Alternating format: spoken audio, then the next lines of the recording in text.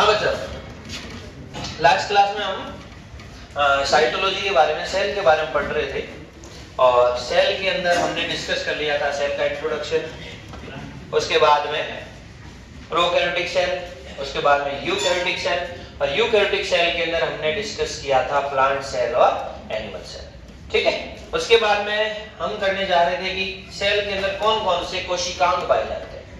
ठीक है, उनसे पहले सेल का जो बाहरी आवरण है जिसमें पाया जाता है सेल वॉल और फिर पाया जाता है सेल मेम्ब्रेन। और अगर एनिमल की बात करें तो उसके अंदर सेल वॉल नहीं होती है, सेल मेम्ब्रेन होती है। तो आज हम एक टॉपिक लेते हैं जिसे हम बोल रहे हैं सेल मेम्ब्रेन। क्या बोलते बेटा? सेल मेम्ब्रेन, कोशिका झिल्ली, कोशिका झिल्ली। इसे हम प्लाज्मा मेम्ब्रेन भी कहते हैं, इसे हम बायो मेम्ब्रेन भी कहते हैं, बायो मेम्ब्रेन भी कहते हैं। अब सेल मेम्ब्रेन है क्या बेटा? सेल मेम्ब्रेन जैसे ही हमने बात की थी, सेल मेम्ब्रेन क्या एनिमल सेल में और प्लांट सेल के अंदर है ना, हर सजीव के अंदर सेल मेम्ब्रेन पाई जाती है। एनिमल सेल की जो सबसे बाहरी आवरण था, आउटर एनवेलप था, आउटर कवरिंग थी, वो सेल मेम्ब्रेन थी। प्लांट सेल में हमने बाहर सेल वॉल देखी, सेल वॉल के अंदर सेल मेम्ब्रेन देखी। तो ये सेल मेम्ब्रेन किन चीजों की बनी होती है, या सेल मेम्ब्रेन होती क्या है, कोशिका झिल्ली होती क्या है। हम बात करेंगे कोशिका झिल्ली जो है बेटा, ये दो चीजों से मिलकर बनी होती है। मोस्ट ऑफ फर्स्ट प्रोटीन और दूसरा फॉस्फोलिपिड। किसकी बनी होती है?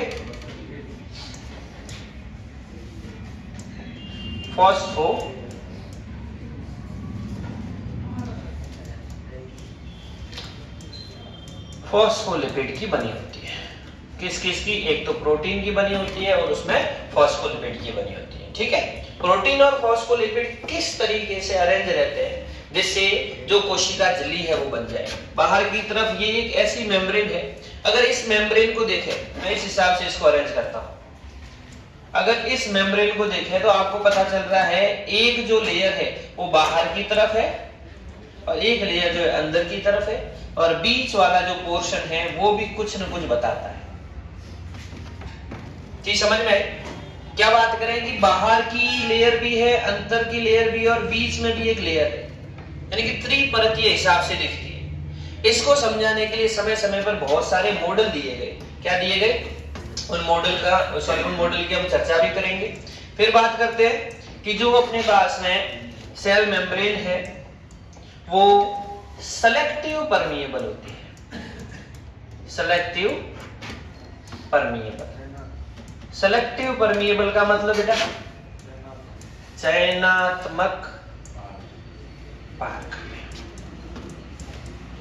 इस टाइम हमने पाठकों में परिवहन वाला चैप्टर पढ़ा था ना, ट्रांसपोर्ट इन प्लांट्स में, वहां ऑस्मोसिस की बात की थी, वहां डिफ्यूजन की बात की थी, है ना, हायर कंसंट्रेशन से लोअर कंसंट्रेशन या लोअर कंसंट्रेशन से हायर कंसंट्रेशन। तो वहां पर झिल्ली का एक ऐसा गुण था जो क्या कर रहा था, अपने में से अणुओं को, जल के अणुओं को, यानी कि जो सॉल्वेंट है उसके अणुओं को या सॉल्यूट के अणुओं को, विलेन बात कर सकते, उसका आदान प्रदान कर सके।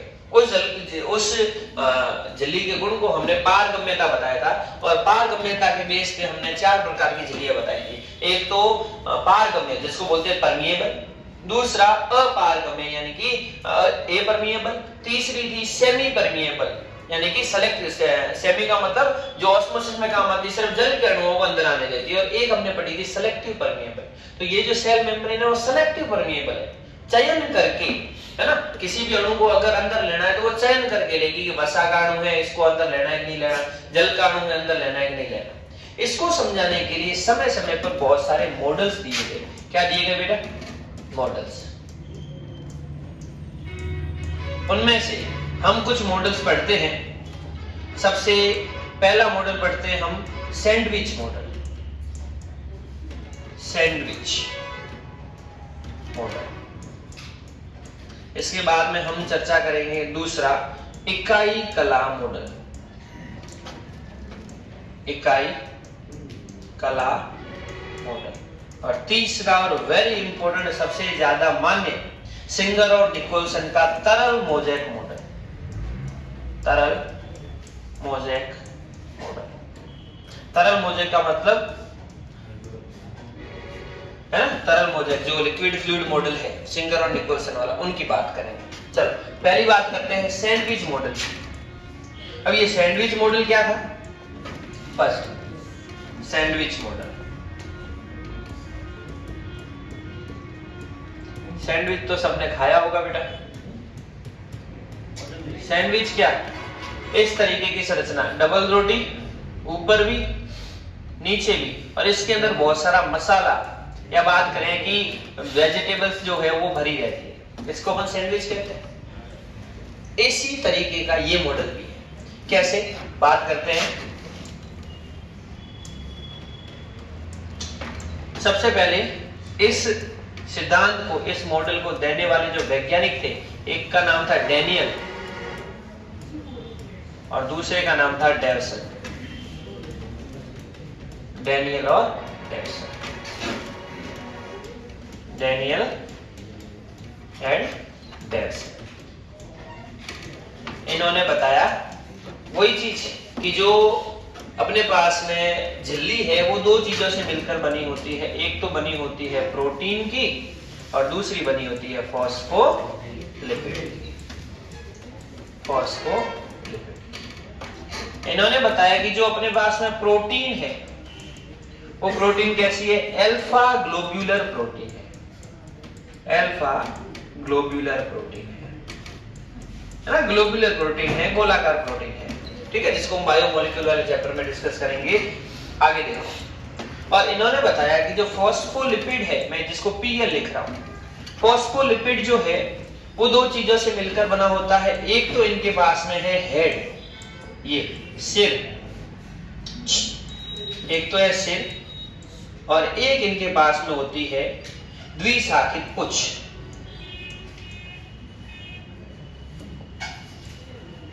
यानी एक तो है हेड और दूसरी क्या है? टेल। और इनके ऊपर यहां पाया जाता है फॉस्फेट समूह। देखो बेटा, सिर के नीचे पूंछ और सिर पर पाया जाता है फॉस्फेट ग्रुप। जो सिर है वो बना होता है ग्लिसरॉल का। किसका? और जो पूंछ है वो फैटी एसिड की बनी होती है। Fatty acid chain.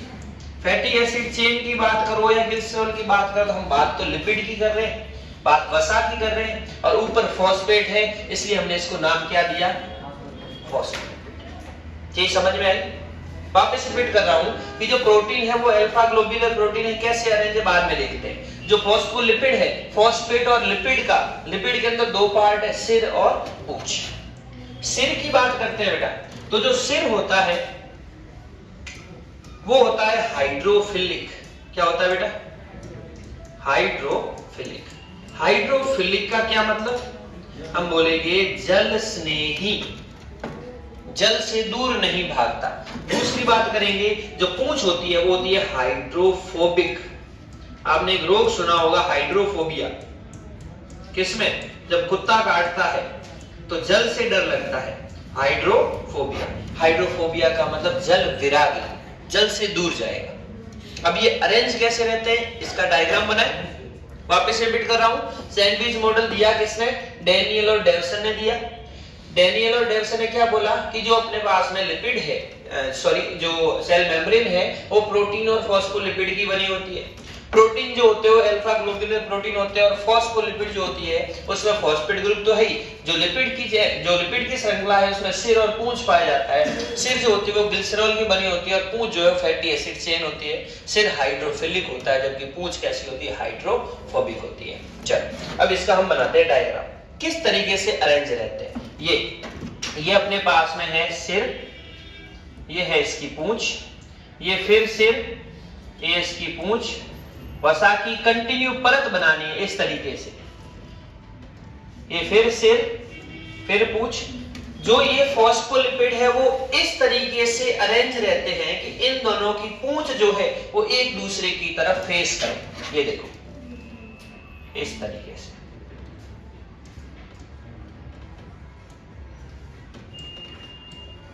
ये तो हो गई फॉस्फोलिपिड, फॉस्फेट ग्रुप और लिपिड, है ना।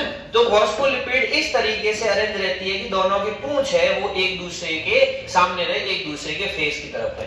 इसके ऊपर अगर मैं प्रोटीन बनाऊं तो प्रोटीन इस हिसाब से अरेंज, ये 1, ये 2, ये 3, ये 4, ये 5, ये 6 और ये 7। आगे जो भी है इधर भी सेम 1 2 3 4 5 6 7 8 या कंटिन्यू। जी समझ में आई? हमने क्या बोला, प्रोटीन और फॉस्फोलिपिड की बनी होती है। प्रोटीन की परत ऊपर, ब्रेड ऊपर वाले ब्रेड की तरफ, ये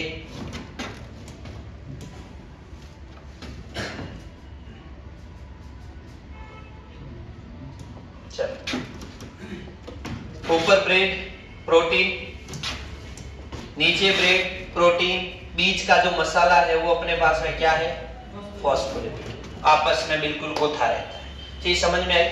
अब ये मॉडल तो इन्होंने बताया कि वसा की जो परत है वो इस तरीके से व्यवस्थित रहती है। अब हम चेक कर रहे हैं कि ये जो वसा की परत है वो सही ढंग से काम आती भी है या नहीं। जो सैंडविच मॉडल डेनियन और डेविसन ने दिया, उन्होंने बताया कि ये चीज है, लेकिन ये रियल में काम करती भी है या नहीं। क्यों? क्योंकि जो अपने पास में सेल मेम्ब्रेन है, सेल मेम्ब्रेन मतलब अपनी सेल का बाहर आवरण, तो उसके अंदर भी जल भी आता है, बाकी चीजें भी आती है। जल बाहर भी जाता है, बाकी चीजें बाहर भी जाती है। विलयन का अंदर आना या बाहर जाना सेल मेम्ब्रेन के गुण पर निर्भर करता है। चयनात्मक जो हमने बोला वो काम आता है या नहीं आता है।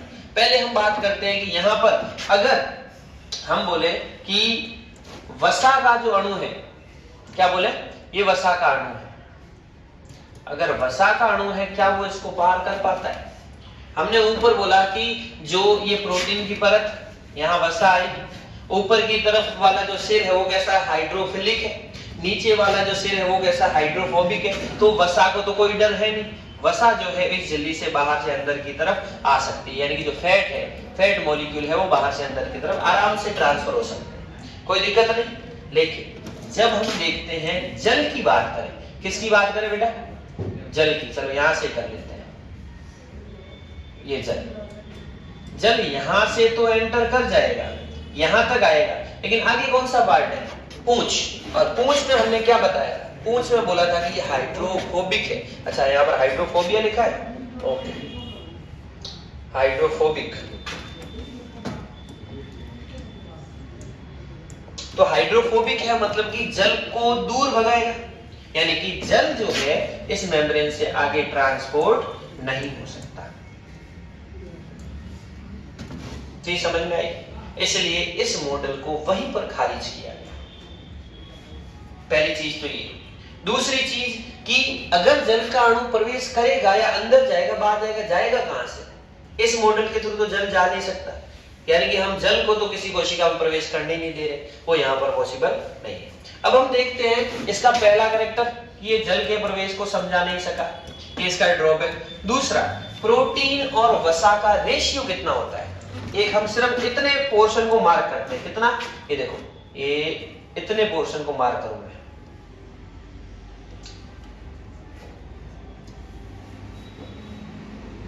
ये सिर्फ इतने पोर्शन को मार्क करो, सबके अंदर सेम है। अगर इधर लेता तो भी थी, इधर लेता तो भी थी, इधर लेता तो भी थी। तो इसके अंदर प्रोटीन और फॉस्फोलिपिड का रेशियो क्या है बताओ। ये है प्रोटीन, ये है फॉस्फोलिपिड। प्रोटीन देखो कितनी है, 1 2 3 4 5 6, लेकिन फॉस्फोलिपिड कितनी है, 1 2 3 4। यानी प्रोटीन और फॉस्फोलिपिड की वेरिएबिलिटी, वेरिएबिलिटी मतलब चेंज होना है ना, वेरिएशन, उस चीज को भी ये समझा नहीं सका। इसलिए हम आते हैं दूसरे मॉडल पर। दूसरा मॉडल क्या कहता है, पहला मॉडल समझ में आया बेटा, ये क्या है, प्रोटीन, ये क्या है, फॉस्फोलिपिड जिसको अपन बोलते हैं, ये तो हो जाएगा सिर, ये हो जाएगी पूंछ। सेम चीज मैंने इधर की तरफ, है ना। तो 3 परत है, ऊपर प्रोटीन, बीच में वसा, फिर प्रोटीन। तो ये कैसा मॉडल हो गया? इस चीज को मैं यहां से एक चीज यहां और लिख देंगे हम, ये कैसा मॉडल हो गया? त्रिपरत या त्रिस्तरीय कह सकते हैं। चलो आगे देखें दूसरा मॉडल। चले, दूसरा मॉडल क्या है? इकाई कला मॉडल, जिसको अपन बोलते हैं यूनिट मेम्ब्रेन। यूनिट मेम्ब्रेन एकल परतीय मॉडल के नाम से भी इसको जान सकते हैं। अब इन्होंने क्या बताया? इन्होंने भी कुछ चीजें तो सेम ही बताई कि जो झिल्ली है वो किसकी बनी होती है? प्रोटीन की और फॉस्फोलिपिड की। इन्होंने जो प्रोटीन बताया वो अल्फा ग्लोबुलर न बता करके कैसा बताया? बीटा तंतुक, बीटा हेलिक्स, बीटा फिलामेंट, तंतु रूपी बताया, बीटा हेलिकल बताया। ठीक है, यहां पर मैं लिख देता हूं।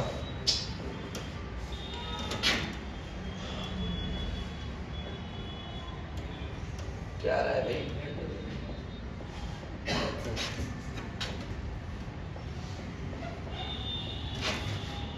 बीटा तंतुक बताया। और जो फॉस्फोलिपिड थी वो इन्होंने भी सेम बताई, सिर और पूंछ की बनी होती है। सिर जो होता है हाइड्रोफिलिक होता है और जो पूंछ है वो हाइड्रोफोबिक होती है। कोई फर्क नहीं है, बस इन्होंने प्रोटीन का नाम ही अलग बताया। जो फिलामेंटस हो सकती है, हेलिक्स हो सकती है, बीटा हेलिक्स की, बीटा हेलिकल। अब इनका अगर मॉडल देखें तो किस तरीके से, वहां ग्लोब्यूलर थी, यहां ग्लोब्यूलर नहीं है। ये देखो बेटा, ये त्रिपरती अपने पास में बीटा हेलिकल के रूप में 1 2 3 4 1 2 3 4। बीच में बात करूं मैं, ये अपने पास में सिर, ये अपने पास में पूंछ, ये सिर, ये पूंछ, ये सिर, ये पूंछ, ये सिर, ये पूंछ।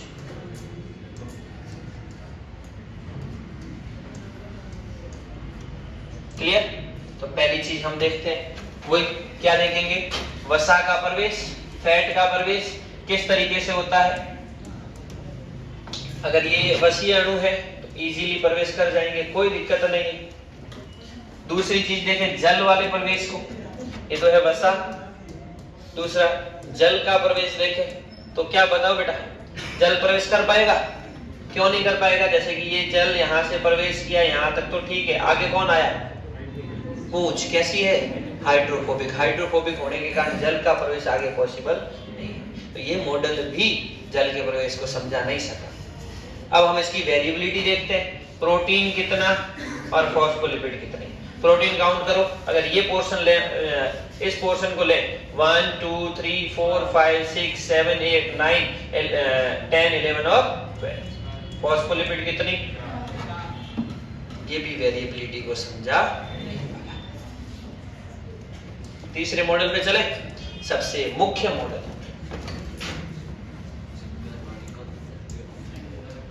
क्या बताया? तरल mosaic model, fluid mosaic model, liquid mosaic model, liquid fluid mosaic model भी कहते हैं। किसने दिया? सबसे इंपॉर्टेंट चीज, 1 नंबर का सवाल, सिंगर एंड निकोल्सन। सिंगर और निकोल्सन ने क्या बताया? इधर ध्यान देना बेटा। पहली चीज किसकी बनी हुई है झिल्ली? किसकी बनी हुई? एक तो बनी हुई और दूसरी फॉस्फोलिपिड। इसकी सबसे अच्छी बात थी, इसने ये कहा कि जो प्रोटीन है वो 2 तरीके की होती है। कितने तरीके की? एक होती है बाह्य प्रोटीन और एक होती है आंतरिक प्रोटीन। बाह्य को हम बोलते हैं एक्सट्रिंसिक और इसको बोलते हैं इंट्रिंसिक। जो एक्सट्रिंसिक है वो कहां पर होगी? परिधीय भाग में। जो आंतरिक होगी वो कहां होगी? पूर्ण रूप से या आंशिक रूप से वसा की परत में धसी होगी। वसा की परत में क्या होगी? धसी होगी। तो दो प्रोटीन बताई, यही इसका स्पेशल कैरेक्टर था। और इसने जो प्रोटीन बताई वो बेटा वही थी अल्फा ग्लोब्यूलर। जो सबसे पहले कौन आया था? ग्लोब्यूलर।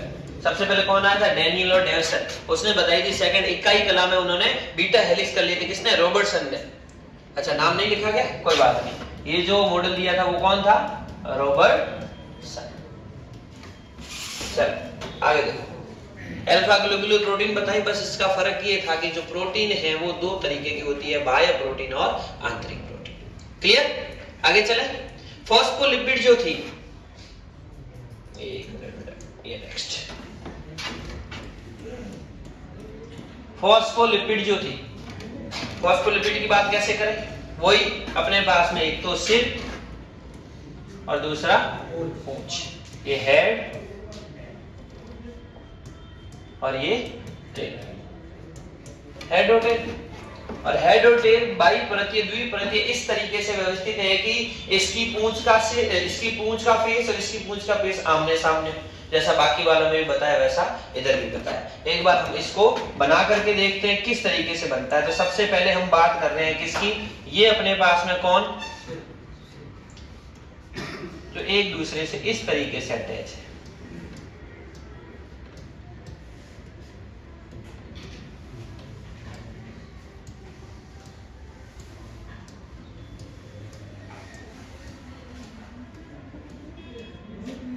चल, समझ में आया? ये तो मैंने बनाया फॉस्फोलिपिड।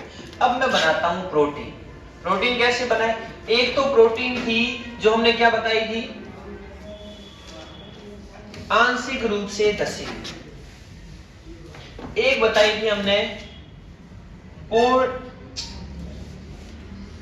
पूर्ण रूप से धसी हुई।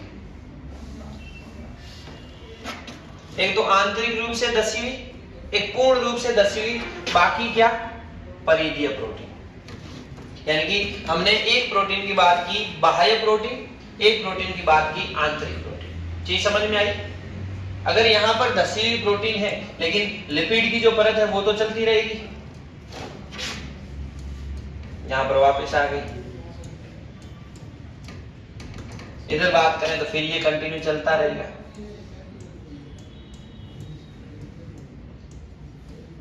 इस मॉडल को बोला जाता है तरल मोज़ेक मॉडल।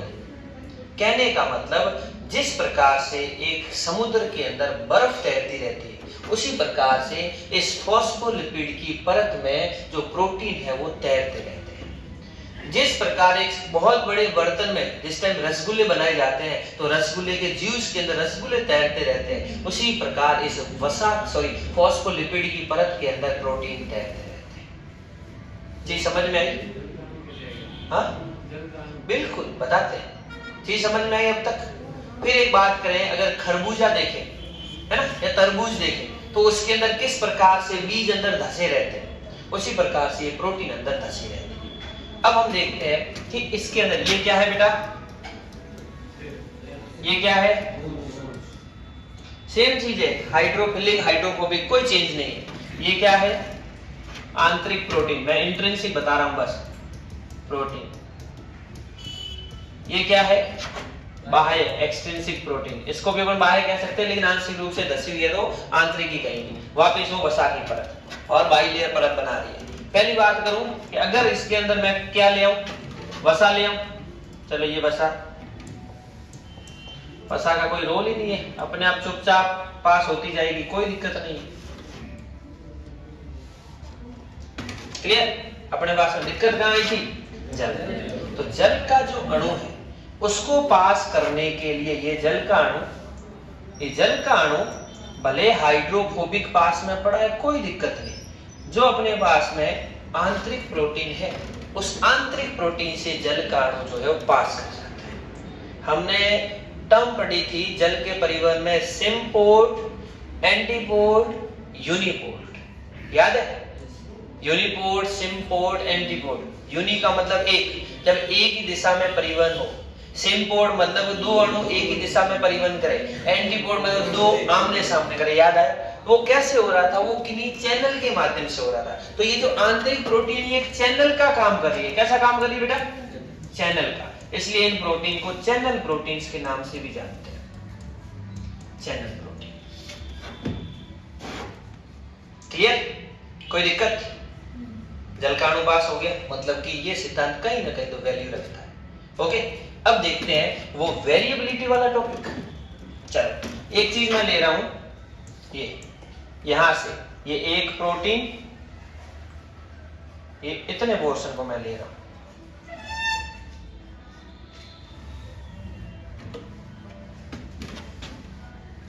सॉरी,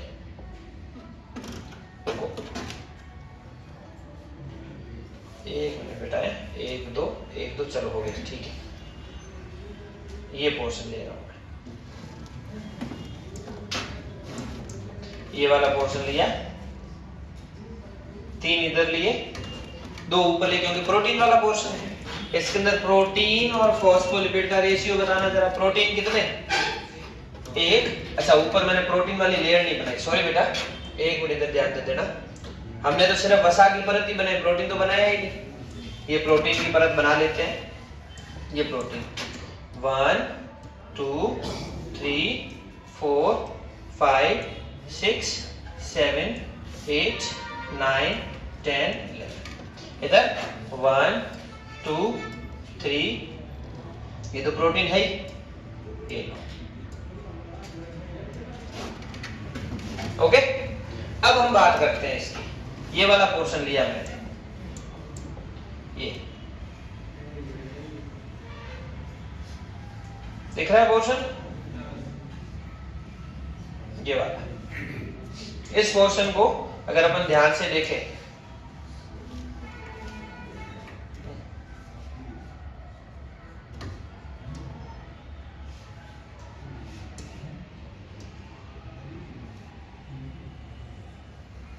इस पोर्शन को मैं साइड में ले रहा हूं बेटा, बिल्कुल।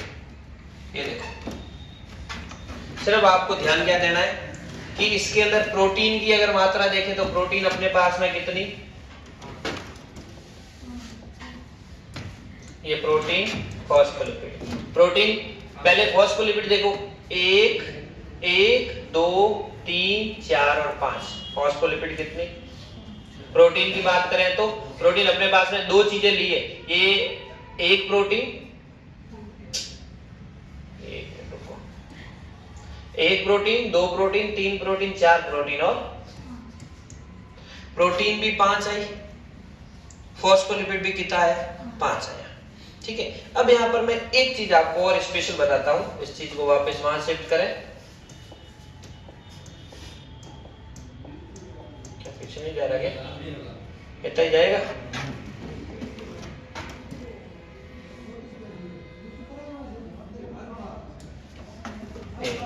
वापस ले आते हैं इसको,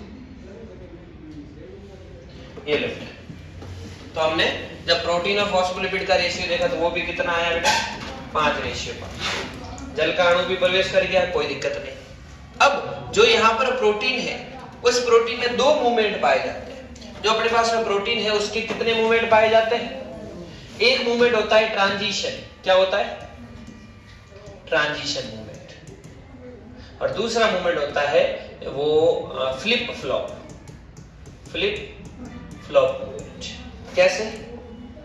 देखो इधर, अगर बात करिए एक प्रोटीन, ये दो प्रोटीन, 3 4 5, 1 2 3 4 5, ये बड़ी बड़ी धसी हुई 1 2 3, ये 6 7 और 8। सेम इधर 1 2 3 4 5 6 7 8। इनको मैं नाम दे रहा हूं A B C D E F G और H। ट्रांजिशन मूवमेंट का मतलब है कि एक ही परत के अंदर मूवमेंट होना। अगर बात कर रहा हूं ये 2 है, 2 आ जाए 6 की जगह, 6 आ जाए 2 की जगह, ये आए, ये यहां आ गया 2, यहां आ गया 6। मतलब कि ऐसे प्रोटीन की उन्होंने अपनी जगह बदली। एक ही परत के अंदर अगर मूवमेंट हो तो उस मूवमेंट को हम क्या बोलते हैं? उस मूवमेंट को हम बोलते हैं ट्रांजिशन मूवमेंट। फ्लिप फ्लॉप की बात करें फ्लिप फ्लॉप का मतलब जैसे ये है एक नंबर, अगर एक नंबर ऊपर वाली परत, नीचे वाली कितनी है एक, ये दोनों आपस में इस तरीके से फ्लिप फ्लॉप हो, एक की जगह आ जाए ए और ए की जगह क्या आ जाए, इसको हम बोलते हैं फ्लिप फ्लॉप। ज्यादा इसमें डीप में नहीं जाना, बस समझना कि एक ही परत के अंदर अगर जो है ट्रांसफर हो आपस में, जैसे एक का 5 6 से हो गया, 6 का 1 से हो गया, इसको बोलते हैं ट्रांजिशन। अगर दोनों परतों के मध्य हो, ऊपर और नीचे की तरफ, इनमें ऐसे, तो इसको बोलते हैं फ्लिप फ्लॉप मूवमेंट। क्लियर? कोई दिक्कत? वापस रिपीट करें। हमने पढ़ी सेल मेम्ब्रेन, सेल मेम्ब्रेन की बात करें जिसको प्लाज्मा मेम्ब्रेन या बायो मेम्ब्रेन भी बोलते हैं। किसकी बनी हुई? प्रोटीन और फॉस्फोलिपिड की बनी हुई। कैसी होती है? Selective permeable. इसको समझाने के लिए समय समय पर बहुत सारे मॉडल दिए गए, जिसमें सैंडविच मॉडल, इकाई कला मॉडल और तरल मॉडल, तरल मोज़ेक मॉडल। तरल मोज़ेक मॉडल जो है वो सबसे इंपॉर्टेंट रहता है। सैंडविच मॉडल है जो डैनियल डेवसन ने दिया था। इन्होंने बताया कि जो प्रोटीन है वो अल्फा ग्लोब्यूलर की बनी होती है, अल्फा ग्लोब्यूलर प्रोटीन होती है ना। फॉस्फोलिपिड है, उसमें दो पोर्शन होते हैं, सिर और पूंछ। सिर जो रहता है वो कैसा रहता है? हाइड्रोफिलिक, और पूंछ जो रहती है वो हाइड्रोफोबिक। ठीक है, आगे देखो। इस तरीके से हमने एक मॉडल तैयार किया, लेकिन जो जल का अणु है उसको ये पास नहीं कर पाया, न ही जो इसमें प्रोटीन और फॉस्फोलिपिड की वेरिएबिलिटी को दर्शा पाया, इसलिए इस मॉडल को हमने क्या किया? खारिज किया। दूसरे मॉडल की तरफ हम चले, जिसको हमने बोला रॉबर्टसन द्वारा दिया गया इकाई कला मॉडल। बस इन्होंने क्या बोला कि जो प्रोटीन थी वो अल्फा ग्लोब्यूलर ना होकर के बीटा हेलिकल प्रोटीन थी। ठीक है, बीटा हेलिकल का मतलब रेशियो चेंज हो जाएगा। ये भी जल के प्रवेश को समझा नहीं पाया, क्योंकि जो पूंछ है वो कैसी है? हाइड्रोफोबिक है।